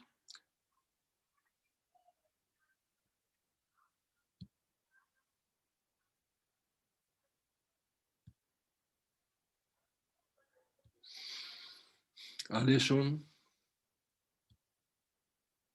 eso es Alemania, la maderera. Y estuve en Friedrichshafen, que es conocido por mucha gente, en la reunión, y ahí tenían en la fábrica del Zeppelin. Ya sé que me he pasado de tiempo, pero vais a aguantar. Eso es el Pirineo, para que se vea que tenemos cosas bonitas. Y a la llegada a Madrid, donde me recibió Ana Pastor, fue una sorpresa y la verdad, a partir de ese momento ofreció su ayuda y gracias a ella se pudo dar el permiso definitivo para ir a la Antártida, porque el permiso inicial que tenía era como turista, sin apoyo, y al entrar el gobierno de España ya fue un permiso oficial que permitía el apoyo de todos los demás países, apoyo que violaron algunos otros países. Esto ya se inicia la segunda parte del vuelo, aterricé, pues fui por Menorca, Malta, y esto es Mersa Matruh, donde había la famosa batalla del Alamein en la Segunda Guerra Mundial, y de ahí volé directo a Jartum, en Sudán. Ahí fue una experiencia muy mala, la verdad. Me detuvieron, bueno, fui a hacer fotos, esto es Malta, fui a hacer fotos al mercado, que me dijeron que no había ningún problema. Ahí me paró, se identificó a alguien, parecía como policía secreta, me obligó a seguirle ahí a un puestecillo de policía, y nadie habla inglés, y en el camino pues la cámara tenía dos tarjetas, una para fotos y otra para vídeo, y las fotos que había hecho en el mercado, pues discretamente abrí la tapa, quité la tarjeta de las fotos y dejé solamente la de vídeos, que eran vídeos precisamente de Egipto. Entonces, cuando ya el jefe del jefe del jefe me impidió que le enseñase las imágenes, al no tener ninguna imagen local, pues me dijo que supiera que si volvía a hacer fotos, me lo dijo claramente, me cortaba la mano. Y lo hace.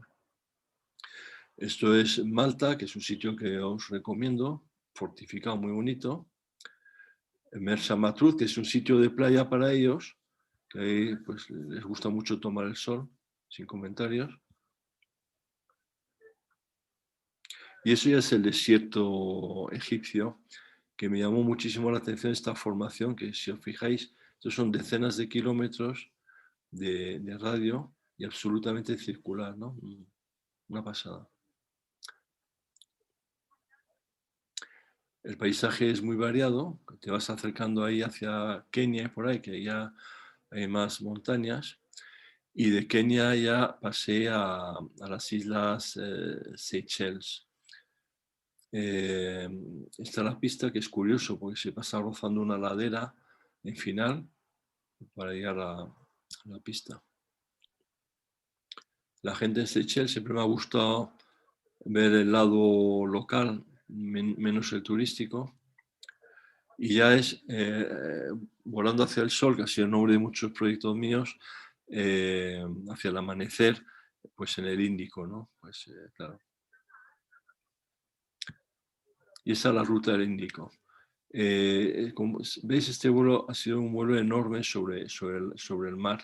Aquí están las Seychelles, aquí está Agán, que es las Maldivas. Ya os digo, todo esto de aquí no había rescate, aquí prácticamente no había rescate, y la única posibilidad a partir de aquí de Cocos, que eso es por el P3 australiano, ¿no? Y aquí pues entré a Australia por Port Hedland, que me trataron fenomenal también. La verdad es que el trato es muy bueno en todos los sitios, el local en general. Esto es Maldivas, la última isla, por decirlo así, al sur, y son atolones pequeñitos, que me encontré con unos amigos de mecánico ya de Iberia, que se fue a trabajar a esa zona, a mantener los aviones de una escuela. Está la escuela, di los medios y las clases, la clase, una charla a todos los alumnos para animarles un poquillo, y la verdad es que me trataron, lo dicho, fenomenal. Los aviones, es un país musulmán y está, como podéis imaginar, el jamón está prohibido. De ellos, cuando compran un avión viejo en España y lo reacondicionan ahí en Maldivas para ponerlo en servicio a la escuela, pues entre los largueros y no sé cuántos sitios se esconden todo el jamón y el chorizo que pueden para poder sobrevivir en esa zona. Os imagináis que esta foto es de la isla Cocos, claro, un sitio realmente un paraíso. Y eso ya, una vez que he llegado a Australia, por Hedland, es el desierto hasta llegar al centro de Australia, que es Uluru, ¿no? Ayers Rocks, la famosa montaña. Y estas alineaciones de tierra, que puede ser como de 15 o 20 metros de alto o menos incluso, están orientadas de oeste a este durante, yo diría que más de 1000 kilómetros. Una cosa rarísima. No sé si por vientos o por qué, no me lo han sabido explicar. Aquí tenéis un pequeño detalle. Ahí bajé bastante a ver si encontraba canguros, que no vi ninguno, y camellos, porque en Australia sabéis que hay camellos. Camellos que por visto vienen de Afganistán. Y eso era el aterrizaje en Ayers Rocks, la famosa montaña. Aquí desayunar te cuesta 25 euros. La comida ya no quiero ni contar. Y todo lo que no se ve bien es porque son moscas, está lleno de moscas, horrible.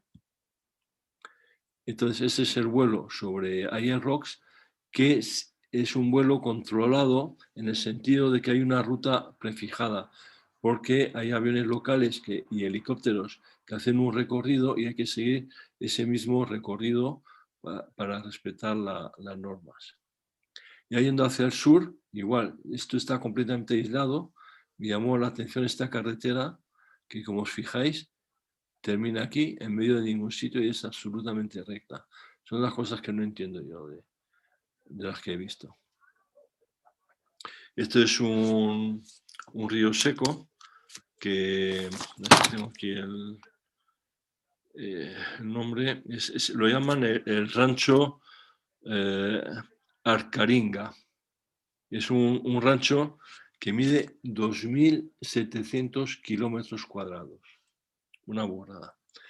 A partir de ahí ya empezaba a ser más húmedo y paso desde Mildura, cerca del mar, en el sur de Australia, paso a Tasmania, volando hacia Hobart. Eso es la entrada, o sea, el norte de Tasmania, que es un sitio espectacular también. Y ahí me están esperando ya los esquís para ser instalados, que me ayude el Aeroclub de Hobart, el Aeroclub de Tasmania, para la instalación. Hice el vuelo de prueba, que me asusté mucho por lo que os comentaba, ¿no? Por la resistencia que causaba. Aquí, no sé por qué tampoco. Pues eso, ese es justo para cuando salía el vuelo hacia el Polo Sur y, bueno, hacia la Antártida. El avión está tan cargado, bueno, todavía no era de posicionamiento. El vuelo en la Antártida está tan cargado de que las patas se abren por el peso del avión y el canto interior, toca el suelo, con lo cual se va arrastrando por la pista y produce una resistencia que, si normalmente ruedas en este tipo de avión, que es un motor de 180 grados, ruedas pues a 700 vueltas, 800 vueltas, hacía falta 1700 vueltas para poder desplazar el avión. Y uno dirá, bueno, ¿y así cómo despegas? Bueno, pues no hay problema, porque cuando despegas, según va aumentando la velocidad, va aumentando la sustentación, va aliviando la carga, las patas van a su sitio y los esquís se despegan del suelo. Y esta es la ruta. Tenéis más o menos las distancias. Tasmania a la base Mario Zucchelli. Pues el otro salto largo es, estos fueron como 17, 19 horas de vuelo, no me acuerdo, tengo por ahí en medio. Y esto ya directamente a Marambio, esta ruta de aquí. Aquí os he comentado que no había nada de salvamento en 3 o 5 días. Esto es la llegada a la base Mario Zucchelli. Se entra por un glaciar y el aterrizaje. Ahí lo que veis es el mar helado. Una capa de hielo de 2 metros que aguanta el aterrizaje de los Hércules, de los C-130. Debajo de mi avión había 200 metros de profundidad. Y el avión está sujeto con unos clavos que son como unas fresas que se clavan, se atornillan en el hielo. Y esta cosa de madera, que la usamos muchas veces en aeromodelismo, se usaba hace tiempo, es para que el timón no se lo lleve el viento. El viento soplaba, los vientos catabáticos. He tenido vientos aquí en esta imagen que veis, vientos de 80 nudos. 80 nudos. Y lo sorprendente es que los vientos catabáticos, que parecen que son dulces, son salados. Y se me llenó toda la cabina de sal. Pusieron un tractor aquí delante para proteger del viento. Los americanos prohibieron que utilizase violando toda la normativa antártica, prohibieron que usase cualquiera de sus pistas. Es ilegal, pero en caso de emergencia me habría metido, pero no me habrían prestado ningún apoyo, ni gasolina, ni nada. Es lo que me obligó, para poder asegurarme, volar hasta la base argentina de Marambio. Con la resistencia de los esquís ya no podía llegar, porque no podía repostar. Entonces tuve que quitar los esquís y todo lo que había previsto por seguridad, pues se quedaron los esquís ahí en la base de Mario Zucchelli. Después se mandaron a España y ahora forman parte del patrimonio del Museo del Aire. Este es el monte Erebus, que es el volcán más alto de la Antártida, donde se estrelló un avión de pasajeros que murieron por 100 y pico. Este es el glaciar por el que accedía al Polo Sur, se llama Biermore, y es conocido porque por ahí subió la expedición de Scott para ir al Polo Sur y más o menos cruzaron por donde va mi cursor, aquí, porque el Polo Sur está aquí, en esta dirección. Esto mide como 40 y tantos kilómetros de ancho. Una pasada. Ya sabéis que el Polo Sur está a 3000 metros de elevación. Este es el lateral izquierdo del Biermore Glacier. Y aquí ya es acercándome al Polo Sur. ¿Qué cambios hay aquí? Bueno, pues en el pasado por la misma vertical pasé a 1 kilómetro. Como hay una estación que es la base de Scott Amundsen, americana, a la cual se negaron a contestar a cualquiera de mis llamadas también, o sea, se portaron fatal, pues con no poner a los sistemas en ese peligro de colapsarse, pues el truco era volar a más de 1 kilómetro del polo. Veis la velocidad, que todavía es muy baja, la indicada. Aquí veis la elevación, la altitud, lleva como a 1000 pies en el suelo y tienes 11.400 pies. Y eso es el Polo Sur, físicamente, la base de Amundsen Scott. Entonces el Polo Sur está por aquí, pues es dar la vuelta por aquí. Así era allá. Me encontré con unos vientos tan fuertes que hacían a velocidad suelo de 70-80 nudos, pero que al pasar el polo se convirtió en viento en cola y me permitieron volar a la base argentina de Marambio y llegar con 2 horas de reservas después de de un vuelo de 21 horas. 21 horas ahí aguantando. La verdad es que no me aburrí. En Argentina se portaron fenomenal otra vez, pero como se va a cerrar el estrecho, el canal de Drake, para cruzar a Argentina, a Ushuaia, pues descansé unas pocas horas y ya despegué inmediatamente, porque si no se cerraba el estrecho durante una semana.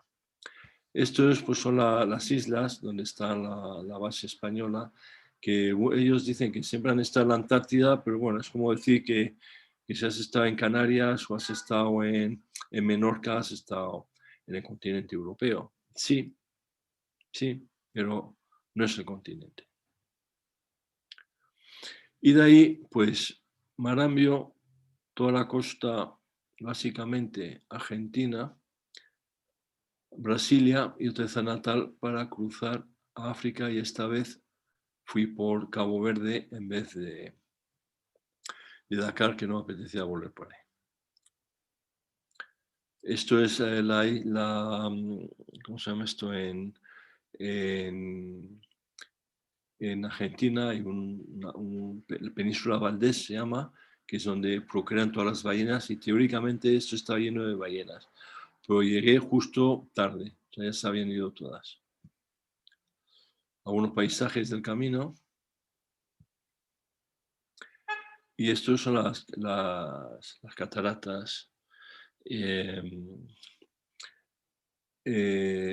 Claro, la única forma de verlas es en invertido, que se ven mucho más bonitas. La verdad es que fue una experiencia espectacular. Un glaciar, un río glaciar. Y eso ya es Cabo Verde, que se dedican a la pesca. Y la verdad es que también fue muy agradable la estancia. Y esto pues ya es Lanzarote, que también tenemos cosas preciosas que no hace falta irse muy lejos para... Y esto ya es la llegada a Cuatro Vientos, porque realmente hasta que no se aterriza en el destino no se ha completado el vuelo. Y cualquier avería, cualquier problema que pueda tener uno en el vuelo, que te deje tirado, aunque sea en Málaga o en Canarias o lo que sea, el vuelo no se completa y no se reconoce un accidente o lo que sea.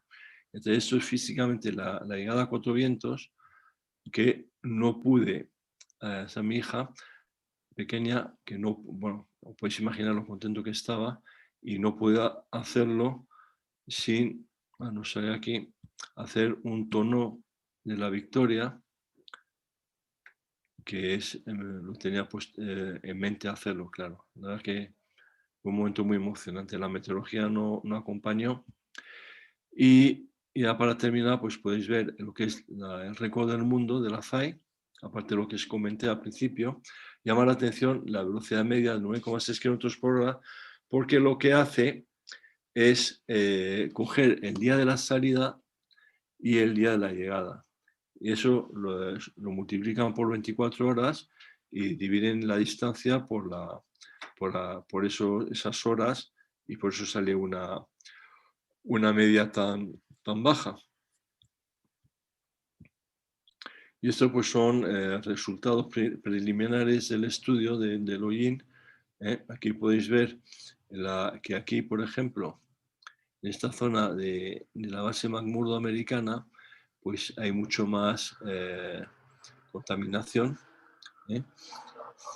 Los puntos rojos. Después en la base americana, aquí también veis, en el polo sur, amarillo y tal. Pero ha habido otros sitios, por ejemplo aquí, sobre todo aquí, que había un poquito más de concentración, que no es coherente. O sea, no se sabe muy bien por qué hay de dónde viene esa contaminación, y está en estudio, ¿no? Que a lo mejor viene por fuegos que haya habido en Sudamérica o lo que sea. Y bueno, pues ese es un dibujo que ha hecho mi hijo Carlos, que da una idea por lo que ha sido el vuelo y el proyecto. Se tardó 10 años en construir el avión, 2 años en finiquitar todos los temas de los permisos, y básicamente pues ya está. Esta es la charlilla. Cuando quieras. Bueno, pues muchas gracias por esta conferencia que, bueno, creo que como a todos nos ha parecido espectacular y animarte, bueno, animarte a que nos hagas, ya aprovechando en el futuro, volver a disfrutar de otra de tus experiencias. Como os he dicho antes, supongo que habrá bastantes preguntas. Os pediría que enviaseis o pidieseis a través del chat para que os reactive el micrófono y poder entonces que os pueda responder Michel.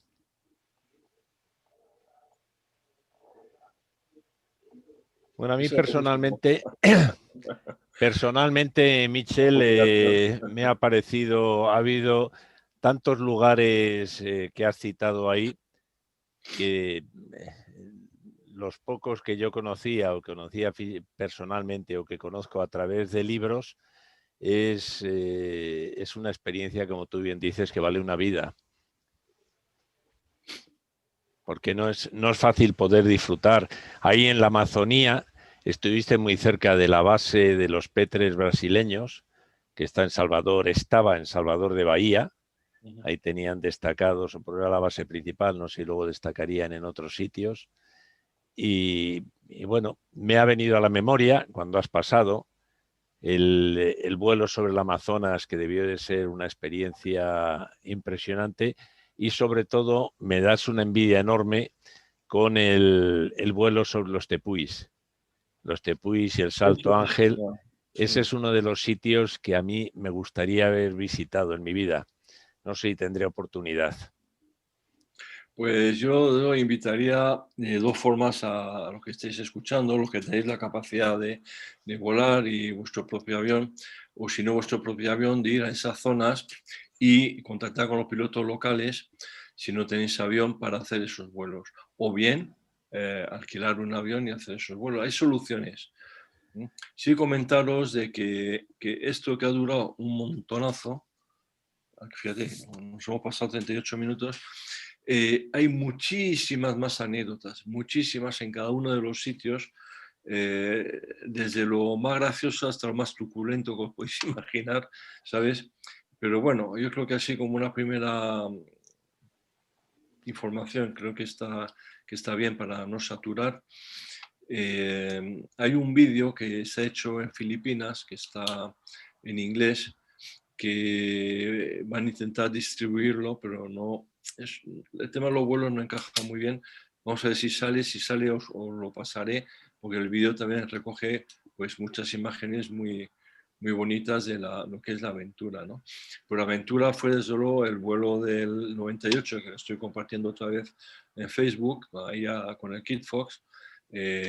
Todos, existe un vídeo en Al filo de lo imposible, vais a Televisión Española, Televisión a la Carta, buscáis Vuelo hacia el amanecer y ahí tenéis el vídeo de 40 y tantos minutos del vuelo del 2001 con el Bambi, el MC-01, que también está entretenido. Y bueno, aquí estoy en unas preguntas, pues Daniel, varias veces y no me canso, qué paciente. Edu, muy interesante, gracias. Darío, gracias. Daniel, el próximo. La verdad es que estos vuelos machacan, ¿sabes? No salen gratis, físicamente y psicológicamente. Acabé muy cansado. Cuando vine me vino un bajón enorme y es porque está uno al filo de la navaja realmente mucho tiempo y se descansa poco, hay mucha preocupación, cosas que salen, problemas inesperados y claro, solo con decirte que muero 21 horas o esas cosas, pues la verdad marca. Yo he cumplido, por decirlo así, conmigo, que es lo que quería, porque son cosas para mí, que después las comparto, pero el objetivo es satisfacer mi curiosidad, ¿no?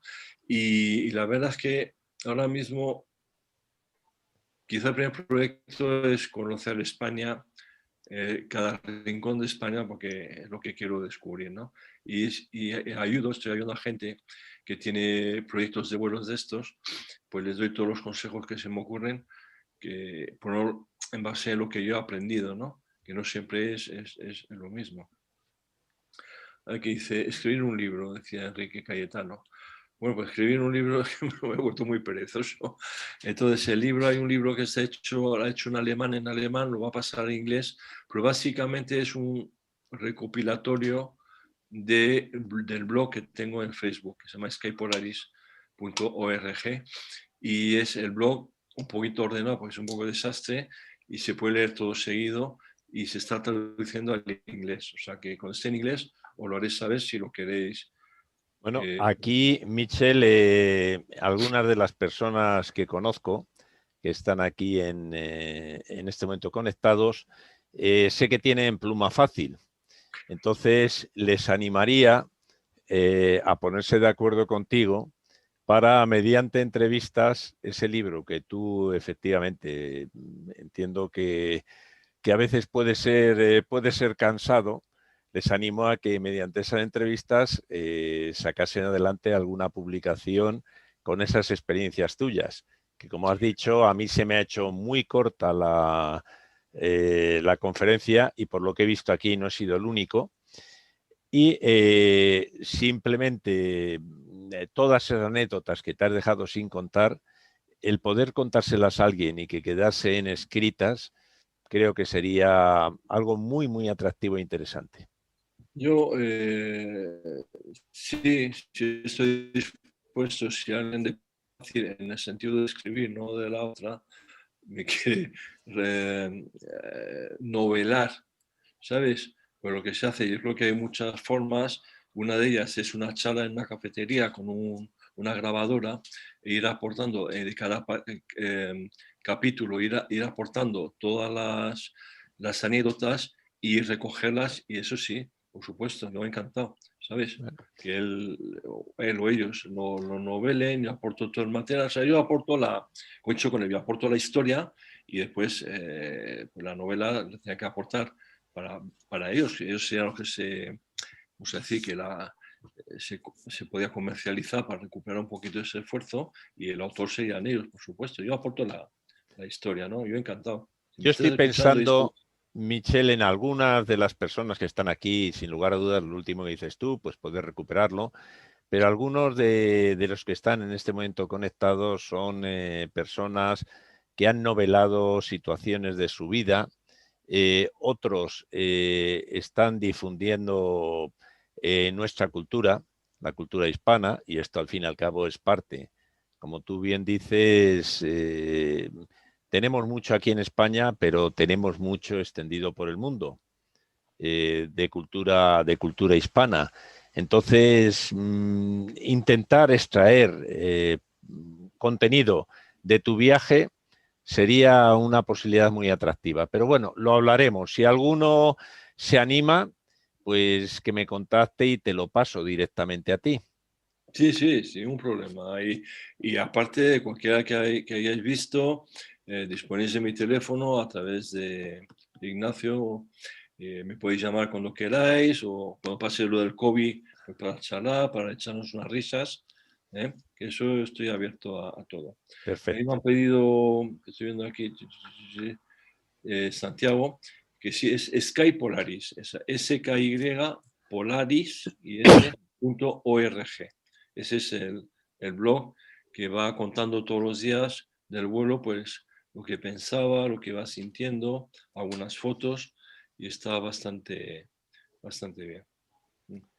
Y lo demás, pues a ver, gracias a todos los que estéis contentos, que estéis poniendo en el chat, y fenomenal. Has dejado, yo creo, como tú decías, no ha sido exceso de duración, porque si no hubiese bajado drásticamente la asistencia en el momento que has acabado, y veo que se mantienen muchas personas conectadas. Es decir, insisto, creo que no soy el único al que se le ha hecho corta la conferencia.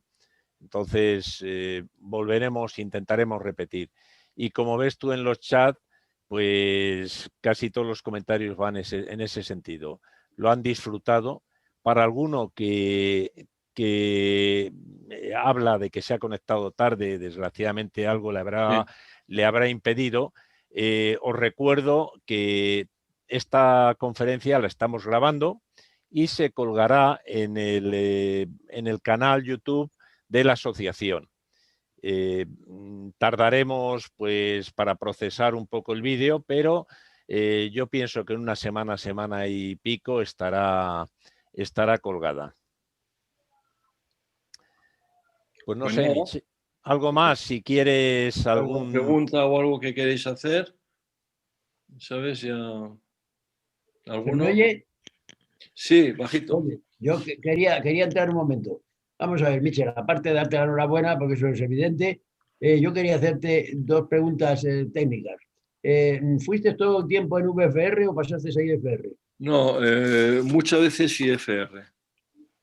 ¿Y estabas autorizado para ir en IFR? Sí. Y el avión también, claro. ¿Perdón? Y el avión también estaba autorizado para IFR. El avión estaba equipado IFR. Lo que pasa es que el concepto de IFR, vamos a ver, está la parte de la legalidad absoluta y está lo que sí era básicamente era IMC, perdón, UMC. Ya. Entonces, hay ciertos países que tú haces un vuelo VFR, pero lo que haces realmente es seguir una aerovía que para ellos es mucho más fácil. Vas evitando directamente las zonas prohibidas, por las altitudes, facilita la gestión del servicio de control. Entonces, el plan de vuelo por acuerdo era IFR y el avión podía seguir ese plan de vuelo, ¿no? Ya. Oye, ¿y fuiste todo el tiempo con el mismo motor? Sí. El motor se portó fenomenal. Es una versión mejorada del iComing que se llama Superior. Hace unos cilindros Superior también y tiene más calidad y, por decir así, por ejemplo, no ha consumido aceite. O sea, para mí me preocupaba el vuelo de 21 horas en la Antártida y ha aterrizado pues a lo mejor con un cuarto menos, nada más. O sea, que salía con 7 cuartos. Muy bien, muy bien. Muchísimas gracias y creo que, por lo menos en mi opinión, es de las conferencias más interesantes que ha dado. Muchas gracias. Ignacio, no sé si se me oye. Si puedo sí, se te oye, Santos. Bueno, pues bueno, lo primero felicitar a Michel por su tremenda hazaña. Me imaginaba que todo había sido parecido y estoy seguro que no nos ha dicho ni un poquito solo de todo lo apasionante que ha sido y de todas las dificultades que ha tenido, por supuesto. Yo creo que el mérito es su tenacidad y bueno, y el haber sabido preparar cada uno de los tramos con todo lo que de dificultades y tal que ha conllevado. Sí. Nosotros, esto forma parte de, pues eso, de divulgación de cultura aeronáutica. Y yo, vamos, humildemente creo que tu historia, no solamente este viaje, sino lo anterior y tal, merece ser más conocido, por decirlo de una forma sencilla, ¿no? Incluso de que tenga un sitio en el Museo del Aire.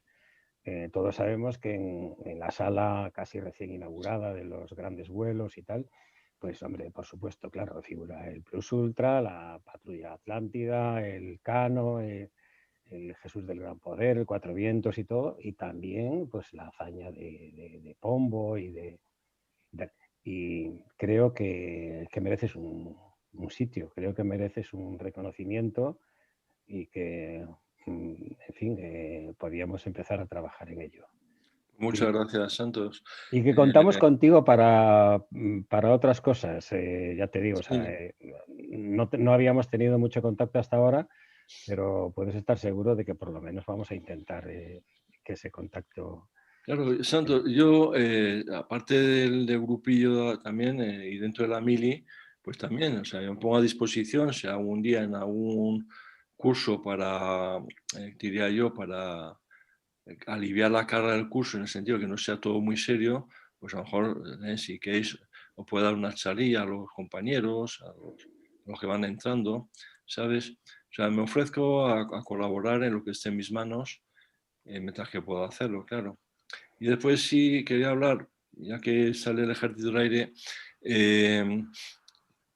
yo este vuelo me ha servido la experiencia de todo y de cada uno de las cosas que he hecho en mi vida. O sea, el aeromodelismo ha sido fundamental en todos los aspectos de cómo un avión, de modificaciones, de, por ejemplo, aprovechar una ladera para ir más deprisa, pegar a la ladera, aprovechar la tendencia para picar el avión y con la misma potencia ir más rápido, de previsión de turbulencia cuando cruzaba los Andes, dónde estaban los rotores, dónde estaba todo, tema de la aviación comercial de Iberia para conocer los procedimientos, los controladores de varios países, cómo manejarlo, el vuelo sin motor también. Yo he utilizado térmicas, sobre todo en el vuelo con el Kit Fox, he aprovechado térmicas.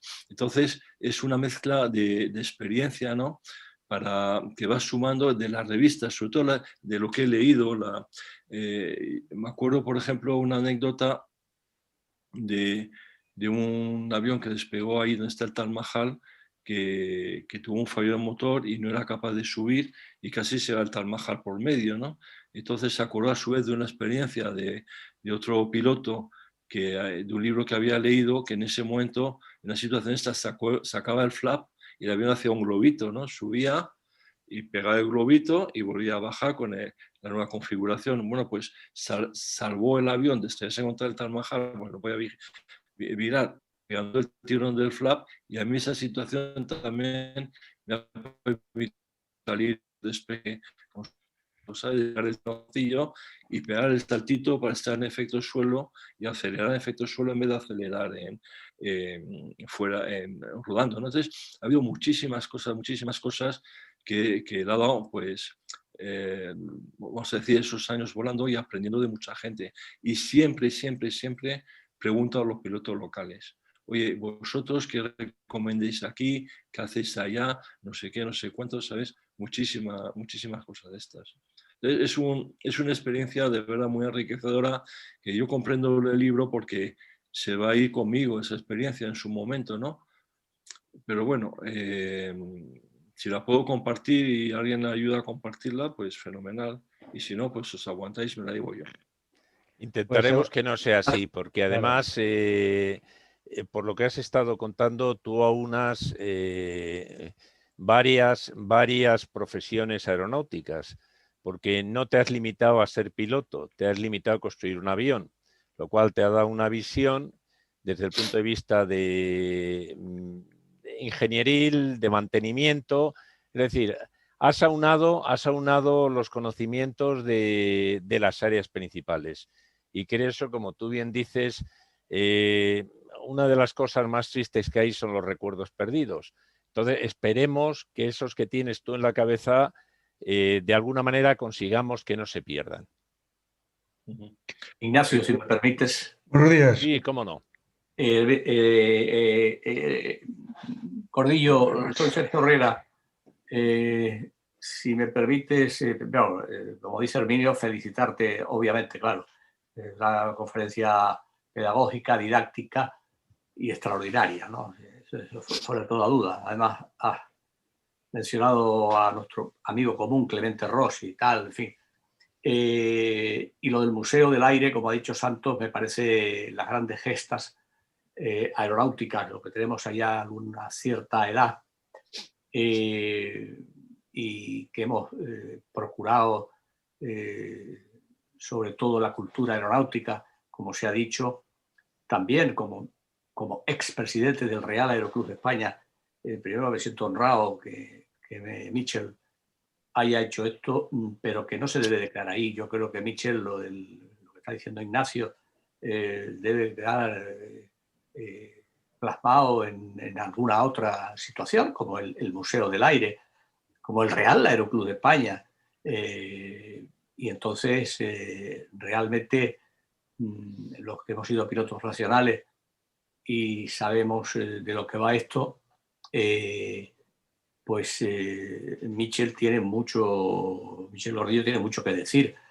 Una experiencia enorme, con un background extraordinario, y yo creo que no se debe de quedar ahí. Michel, yo creo que debe de exponerlo y no llevártelo contigo, pues es un patrimonio nacional, ¿no? Y entonces, pues bueno, pues Michel, felicitarte, Michel, gracias. Gracias, Mole. Gracias. Buenos días, Michel. Soy tu tocayo Miguel Ángel de las Heras, compañero Bueno, de Petres Orión. el ejemplo que le quería dar al Herminio, porque ya sé que he sacado con lo del IFR un poco. Un ejemplo, Herminio, es el salto del Atlántico, ¿no? Y si Dakar me dice que yo no puedo salir en vuelo visual porque no permite el vuelo visual para cruzar el Atlántico, pero cruce el Atlántico, pues es de A a B una línea recta, ¿entiendes? Entonces, bueno, pues cambia la V por la I, ¿me entiendes? Si eso no es un vuelo IFR, pues sí, el plan de vuelo, sí, es IFR, pero es el concepto, el equipo, todo, pues no es tampoco una aproximación ILS o volar en un sitio de alta densidad, ¿no? Ese es el concepto de vuelo IFR que ha habido en algunos momentos, ¿no? Sí te puedo dar fe, por ejemplo, que en Italia... Estamos unas preguntas, Cari. Cruzas el norte de Italia y si lo haces en vuelo visual, pues casi nadie lo hace porque tienes que volar tan bajo que no puedes ni comunicar con las torres de control. Entonces, pues vas a 6.000 pies con un vuelo IFR y te quedas tan ancho en VMC, eso sí. El avión mío está equipado en IFR total, ¿eh? Yo puedo hacer una aproximación ILS en automático. Claro, no está certificado el avión para una aproximación ILS en automático, pero lo llevaba porque en caso de una emergencia que nunca se sabe, pues más vale estar equipado que no estar equipado. Lo tengo muy claro. Sí, adelante. Michel, Sí. soy tu tocayo Miguel Ángel, del Petres Orión. Ah, ¿Qué tal? ¿qué tal? No hemos Bueno, hablado. buenos días. Lo primero, enhorabuena, me ha encantado tu charla y me has dejado alucinado porque yo sabía que esto era muy difícil, pero lo que has contado me parece del área de calificación de casi imposible. Y no quería más que decirte que me has retrotraído a los viejos tiempos del cruce con el B3 desde Bermudas a Lajes, y aquello que parecía tan largo y un viaje tan cansado es un cuento de niños comparado con lo que has vivido tú. Y mi pregunta muy concreta, que me da mucha atención, esos viajes que te has tirado de 22 horas, 22, 18, 20 horas, ¿cómo hacías para no dormirte? Acuérdate que en el P3 teníamos unos descansos rotatorios, nos íbamos atrás a la estación 5 o a las literas y echábamos nuestra cabezadita por lo menos una media hora o lo que podíamos para poder seguir volando esos vuelos de 12 horas. Entonces me deja alucinado la resistencia que has tenido para poder aguantar todo ese tiempo, digamos, consciente y operativo. Bueno, hay una cosa que os vais a reír que mantiene bastante el ánimo despierto, que es estar cabreado, ¿sabes? Entonces, lo que pasó con los americanos ahí, que negaron todo tipo de apoyo, que encima se extendió a los ingleses, eso conllevó muchísimas llamadas, comunicaciones en vuelo, vía satélite, porque se negaron a atender vía teléfono, y entonces eso mezclado con todos los cálculos de combustible, por dónde va, porque los cálculos no son precisos, unos son visuales, otro va con el fuel flow, entonces ves si llegas, si no llegas, hay una carga tan enorme de trabajo que el cansancio no...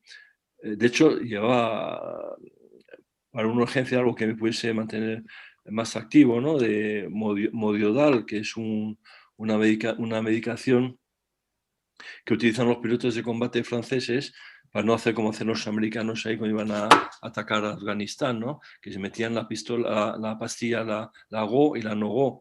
La GO era una anfetamina, hacían toda la misión con los ojos como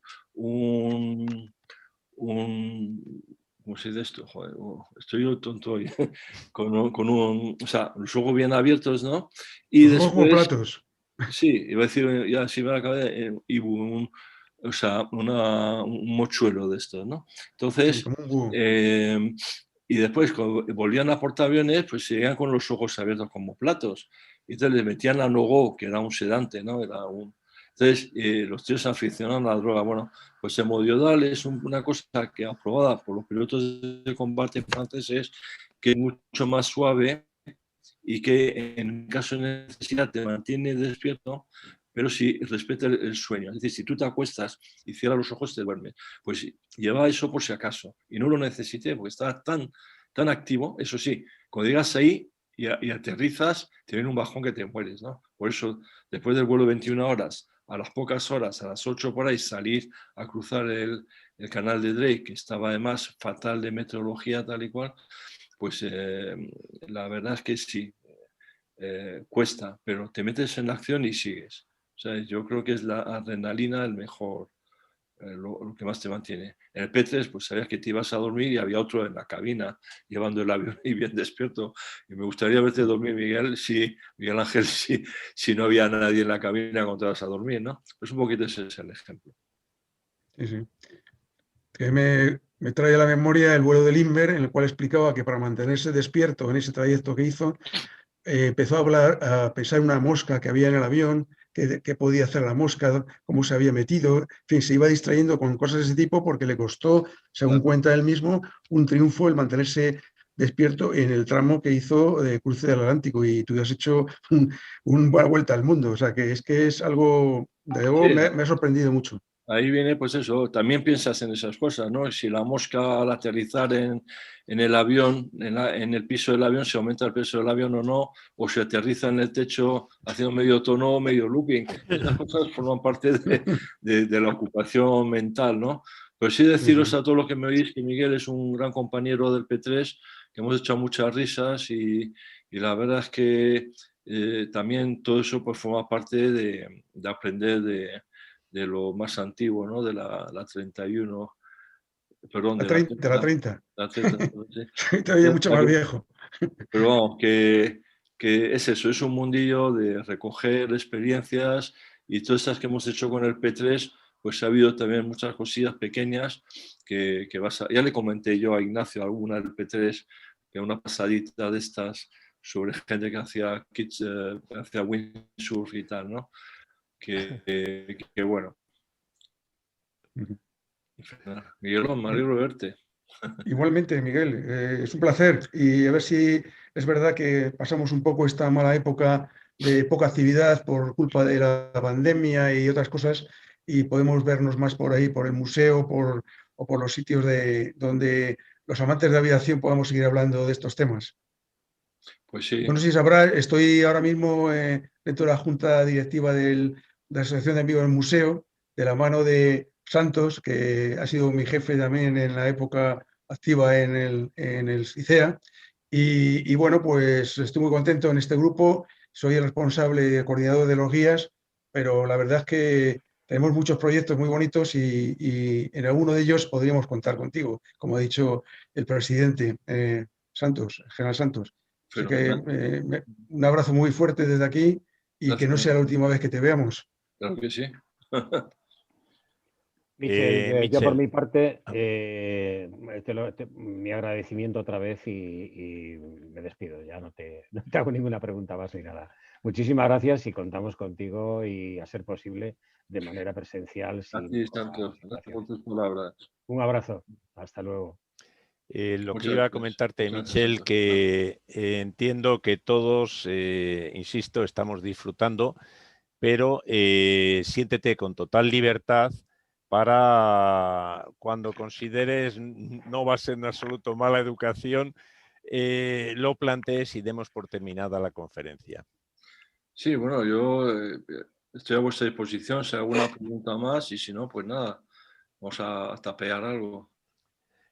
Pues parece que no hay más. No sé, alguna otra pregunta por parte de alguno de los que estáis conectados. Si no, lo que ha comentado el general Santos.